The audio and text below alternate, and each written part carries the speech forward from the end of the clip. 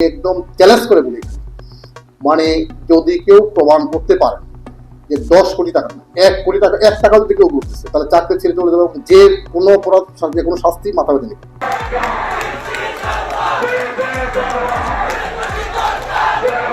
এতদিন যা চলেছে তা কি শুধুই ভুল, নাকি নিয়মের নামে এক বিশাল অনিয়ম? শত বছরের পুরনো ঐতিহ্য, ভক্তদের অবিরাম আনাগোনা আর আধ্যাত্মিকতার আড়ালে মাজারগুলো কি এক একটি বিশাল অর্থনৈতিক বলয় বা টাকার খনিতে পরিণত হয়েছে?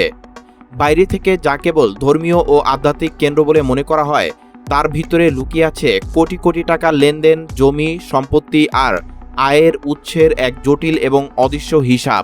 ঠিক এই সময়ে এক অভূতপূর্ব তোলপাড় সৃষ্টি করেছেন সিলেটের সদ্যবিদায়ী জেলা প্রশাসক ডিসি সারওয়ার আলম। তার একাধিক সাহসী বক্তব্য আর অ্যাকশন যেন পুরো দেশের চোখ খুলে দিয়েছে। এমনকি সরকারের নীতি নির্ধারক মহল থেকে শুরু করে খোদ প্রধানমন্ত্রী তারেক রহমানের প্রশাসনের চোখ খুলে দিয়েছেন এই এক ডিসি।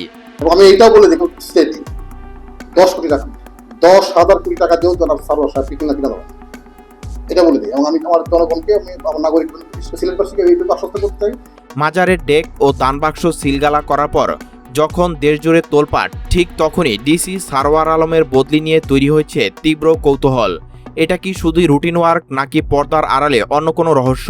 কি আছে দেশের মাজারগুলোর এই কোটি কোটি টাকার অদৃশ্য খনিতে? আজ বাংলা ভাইরাল 24-এর বিশেষ প্রতিবেদনে আমরা উন্মোচন করব মাজার ব্যবস্থাপনার সেই চাঞ্চল্যকর ভিতরের গল্প। ঘটনার সূত্রপাত সিলেটে। হযরত শাহজালাল রহমতুল্লাহের পবিত্র মাজারের ডেক ও দানবাক্সে সিলগালা করার ঘটনাকে ঘিরে যখন পুরো সিলেটে নানা আলোচনা আর সমালোচনা ঝড় বইছে, ঠিক তখনই হঠাৎ করে সিলেটের জেলা প্রশাসক ডিসি সারওয়ার আলমের বদলির আদেশ আসে। সিলেটের জেলা প্রশাসক ডিসি সারওয়ার আলমের বদলির আদেশ আসে। এই ঘটনা সাধারণ মানুষের মনে তীব্র কৌতূহল এবং সন্দেহের জন্ম দেয়। অনেকে প্রশ্ন তুলতে শুরু করেন, মাজারে কোটি কোটি টাকার আর্থিক হিসেবে হাত দেওয়ার কারণেই কি এই সৎ ও সাহসী অফিসারকে সরিয়ে দেওয়া হলো? তবে এই গুঞ্জন ও বিতর্কের মধ্যেই মুখ খুলেছেন সরকারের প্রবাসী কল্যাণ ও বৈদেশিক কর্মসংস্থান মন্ত্রী আরিফুল হক চৌধুরী। সম্প্রতি সিলেট ওসমানী আন্তর্জাতিক বিমানবন্দরে সাংবাদিকদের মুখোমুখি হয়ে তিনি এই বদলি নিয়ে সরকারের অবস্থান পরিষ্কার করেন। মন্ত্রী আরিফুল হক চৌধুরী অত্যন্ত স্পষ্টভাবে বলেন, এই বদলি কোনো শাস্তিমূলক বা মাজারের ঘটনার কোনো প্রতিক্রিয়া নয়। এটি সম্পূর্ণ একটি রুটিন ওয়ার্ক বা নিয়মিত প্রশাসনিক প্রক্রিয়া। মাজারের ঘটনার সঙ্গে ডিসির বদলির কোনো সম্পর্ক নেই। এটি কেবলই একটি কাকতালীয় ঘটনা। কিন্তু বদলি সাধারণ হলেও ডিসি সারওয়ার আলমের কাজের ভূয়সী প্রশংসা করতে ভোলেননি মন্ত্রী। তিনি দ্ব্যর্থহীন কণ্ঠে স্বীকার করেছেন, এটি ধ্রুব সত্য। তারপরে সবাই আমরা কাজ করতেছি এখন পর্যন্ত ক্লিয়ারলি, যেমন কাল আজকে সকালে অলরেডি কালকে রাতে 53 জন 8টা। মন্ত্রী বলেন, ডিসি সারওয়ার আমাদের চোখ খুলে দিয়েছেন। হ্যাঁ দর্শক, ডিসি সারওয়ারের এই অনুসন্ধান ও পদক্ষেপ মাজার ব্যবস্থাপনা এবং জনস্বার্থ সংশ্লিষ্ট বিষয়গুলোকে নতুনভাবে মূল্যায়নের সুযোগ তৈরি করেছে। সরকারের উচ্চমহল এবং খোদ প্রধানমন্ত্রী তারেক রহমানের প্রশাসনও মাজার ব্যবস্থাপনায় স্বচ্ছতা প্রতিষ্ঠার এই উচ্চাকাঙ্ক্ষাকে অত্যন্ত ইতিবাচক হিসেবেই দেখছে। সরকার স্পষ্ট করে দিয়েছে যে মাজারের দান, অনুদান ও আর্থিক কার্যক্রমে জবাবদিহি নিশ্চিত করতে প্রয়োজনীয় সব ধরনের সহযোগিতা দেওয়া হবে। প্রিয় দর্শক, এবার আসা যাক সেই মূল বিষয়ে, যার কারণে মাজারগুলোকে বলা হচ্ছে টাকার খনি। দেশের বিভিন্ন মাজারে ভক্ত ও দর্শনার্থীদের দেওয়া অনুদান থেকে প্রতি সপ্তাহে জমা হচ্ছে কোটি কোটি টাকা। বিশেষ করে দেশের জনপ্রিয় ও ঐতিহাসিক মাজারগুলোতে নিয়মিত বিপুল সংখ্যক মানুষের উপস্থিতির কারণে এসব প্রতিষ্ঠানে অর্থ প্রবাহ এখন আকাশচুম্বী। বিভিন্ন সংবাদ মাধ্যমের প্রকাশিত তথ্যপাত্র বিশ্লেষণ করলে যে হিসাব সামনে আসে তা সত্যি চোখ কপালে তোলার মতো। কিশোরগঞ্জের পাগলা মসজিদের দানবাক্স যখন 3 থেকে 4 মাস পর পর খোলা হয়, তখন সেখান থেকে বস্তায় বস্তায় টাকা বের হয়। গণমাধ্যমের রিপোর্ট অনুযায়ী প্রতিবার সেখানে প্রায় 7 থেকে 12 কোটি টাকা বা তারও বেশি পাওয়া যায়। অর্থাৎ গড়ে প্রতি সপ্তাহে সেখানে প্রায় 40 থেকে 70 লক্ষ টাকার সমপরিমাণ দান জমা হচ্ছে। ঠিক একইভাবে সিলেটে হযরত শাহজালাল রহমতুল্লাহর মাজার ইতিহাসে সাম্প্রতিক সময়ে প্রথমবারের মতো যখন দানবাক্স সরকারি তত্ত্বাবধানে গণনা করা হলো, তখন দেখা গেল মাত্র কয়েকদিনের মধ্যে জমা পড়েছে প্রায় 17 থেকে 18 লাখ টাকা।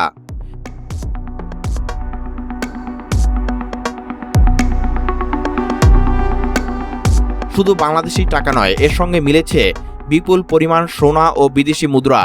অপরদিকে রাজধানী ঢাকার বুকে অবস্থিত গোলাপশাহ মাজারও একই চিত্র। স্থানীয় ও সংবাদপত্রের প্রতিবেদন অনুযায়ী এখানকার দানবাক্স 1 থেকে 2 মাস পর খুললেই 30 থেকে 50 লক্ষ বা তারও বেশি টাকা পাওয়া যায়। এখন প্রশ্ন হচ্ছে, এই যে প্রতি সপ্তাহে প্রতি মাসে কোটি কোটি টাকা ভক্তরা মানত হিসেবে দিচ্ছেন, এই বিপুল অর্থের ব্যবস্থাপনা, হিসাব রক্ষণ এবং ব্যয়ের স্বচ্ছতা কোথায়? দীর্ঘ বহু বছর ধরে এই বিশাল অর্থনৈতিক সাম্রাজ্য কার ইশারায় চলেছে? কেন এতদিন এর কোনো সঠিক অডিট বা হিসাব জনগণের সামনে আসেনি? মাজারে এই বিপুল অর্থসম্পদ ও জনআস্থার অপব্যবহার নিয়ে দীর্ঘদিন ধরে সমাজের সচেতন মহলে নানা প্রশ্ন রয়েছে। এই বিষয়ে তীব্র ক্ষোভ ও সত্য প্রকাশ করে দেশের বিশিষ্ট কবি ও চিন্তক ফরহাদ মাজার এক চাঞ্চল্যকর মন্তব্য করেছেন। ফরহাদ মাজার স্পষ্ট ভাষায় বলেছেন, মাজারে মানতের প্রকৃত উপকারভোগী হওয়া উচিত দেশের আশ্রয়হীন, নিরন্ন, অসহায় এবং ক্ষুধার্ত মানুষ। কারণ ভক্তরা যখন মাজারে টাকা দেন, তারা ভাবেন এই টাকা মানব কল্যাণে বা ধর্মীয় ভালো কাজে লাগবে, কিন্তু বাস্তবে কি হচ্ছে? ফরহাদ মাজার সরাসরি অভিযোগ তুলে বলেছেন, মাজারে অর্থের ব্যাপক অপব্যবহার ও লুটপাট হচ্ছে। তিনি অত্যন্ত খোলামেলাভাবে একটি কঠিন সত্য উচ্চারণ করে বলেন, মানতের টাকা চুরি করেন বলেই মাজার থেকে আসল পাগল এবং অসহায়দের তাড়িয়ে দেওয়া হয়। অর্থাৎ আধ্যাত্মিকতার যে ছায়াতলে গরিব দুঃখীদের আশ্রয় পাওয়ার কথা ছিল, সেখানে আজ এক শ্রেণীর লবি সিন্ডিকেটের জন্ম হয়েছে। সুতরাং 10 কোটি হোক 5 কোটি, দয়া করে এইটাতে আপনাকে বিভ্রান্ত হবেন না এবং আপনাকে হতাশাগ্রস্ত হবেন না, এবং এই ধরনের ফেক নিউজ যারা ছড়ায় তাদের বিরুদ্ধে আপনার ব্যবস্থা নেবেন। আমরা দেখছি এটা কি আইনগত ব্যবস্থা নেওয়া হবে, কারণ যারা মাজারে অর্থকে নিজেদের পকেটস্থ করেছে। ডিসি সারোয়ার আলমের সাহসী পদক্ষেপ মূলত এই অন্ধকার সিন্ডিকেটের গায়ে আঘাত এনেছে। আর এই কারণেই আজ পুরো দেশ জুড়ে মাজার সংস্কারের দাবি উঠেছে। মাজার শুধু আধ্যাত্মিক আশ্রয়ের জায়গা নয়, এর সঙ্গে জড়িয়ে আছে কোটি কোটি মানুষের আবেগ, বিশ্বাস, বিপুল অর্থসম্পদ এবং জন আস্থা। আর সেই পবিত্র জায়গায় যখনই স্বচ্ছতা ও জবাবদিহির প্রশ্ন উঠেছে, তখনই শুরু হয়েছে আলোচনা, বিতর্ক আর পরিবর্তনের তীব্র দাবি। সিলেটের সদ্যবিদায়ী ডিসি সারোয়ার আলমের পদক্ষেপ সেই আলোচনাকে আজ নতুন মাত্রা দিয়েছে। তিনি শুধু সিলেটের মানুষের নয়, বরং সরকারের ঊর্ধ্বতন মহলেরও চোখ খুলে দিয়েছেন। সিলেটের সর্বস্তরের মানুষের দীর্ঘদিনের প্রত্যাশা ছিল এই মাজার ব্যবস্থাপনায় একটি স্বচ্ছ ও জবাবদিহিমূলক ব্যবস্থা আসুক। সরকারও এখন সাধারণ মানুষের মতামত এবং সংশ্লিষ্ট পক্ষগুলোর সঙ্গে আলোচনা করে একটি দীর্ঘমেয়াদী কার্যকর পদক্ষেপ নেওয়ার পরিকল্পনা করছে। তবে এখন দেখার বিষয়, ডিসি সারোয়ার আলমের এই অ্যাকশনের পর চোখ খুলে যাওয়ার এই উপলব্ধি কি কেবলই রাজনৈতিক বক্তব্য আর আলোচনা টেবিলেই সীমাবদ্ধ থাকবে, নাকি মাজার ব্যবস্থায় সত্যিকার অর্থে আসবে স্বচ্ছতা, জবাবদিহিতা এবং সংস্কারে এক নতুন অধ্যায়? মাজারের টাকা লুটপাট বন্ধ করে তা কি সত্যি দেশের অসহায়, দরিদ্র ও ক্ষুধার্ত মানুষের কল্যাণে ব্যয় করা হবে? আপনাদের কি মনে হয়, মাজারগুলোর এই কোটি কোটি টাকার তহবিল কি সরকারি অডিটের আওতায় আনা উচিত? আপনার মূল্যবান মতামত অবশ্যই নিচে কমেন্ট করে আমাদের জানান। ভিডিওটি ভালো লাগলে লাইক দিন এবং মাজারে এই ভিতরের সত্যটি সবাইকে জানাতে শেয়ার করুন। আর দেশ বিদেশের এমন সব ভাইরাল এবং চাঞ্চল্যকর খবরের আপডেট সবার আগে পেতে বাংলা ভাইরাল 24 চ্যানেলটি সাবস্ক্রাইব করে বেল আইকনটি ক্লিক করে রাখুন। ধন্যবাদ, দেখা হবে পরবর্তী ভিডিওতে। একদম চ্যালেঞ্জ করে বলি, মানে যদি কেউ প্রমাণ করতে পারে যে 10 কোটি টাকা না, 1 কোটি টাকা, 1 টাকা যদি কেউ করতেছে, তাহলে চাকরি ছেড়ে চলে যাবে, যে কোনো অপরাধ, যে কোনো শাস্তি মাথা বেঁধে নেবে। এবং আমি এইটাও বলে দেখুন, স্টেট 10 কোটি টাকা, 10,000 কোটি টাকা দিয়েও জনাব সারোয়ার সাহেবকে কিনা দেওয়া, এটা বলে দিই। এবং আমি আমার জনগণকে, আমি আমার নাগরিক সিলেটবাসীকে এইটুকু আশ্বস্ত করতে চাই, জনাব সারোয়ার সাহেব কিন্তু করেন না এবং করতে দেয়। সুতরাং 10 কোটি হোক 5 কোটি, দয়া করে এইটাতে আপনাকে বিভ্রান্ত হবেন না এবং আপনাকে হতাশাগ্রস্ত হবেন না, এবং এই ধরনের ফেক নিউজ যারা ছড়ায় তাদের বিরুদ্ধে আপনার ব্যবস্থা নেবেন। আমরা দেখছি এটা কি আইনগত ব্যবস্থা নেওয়া হবে, কারণ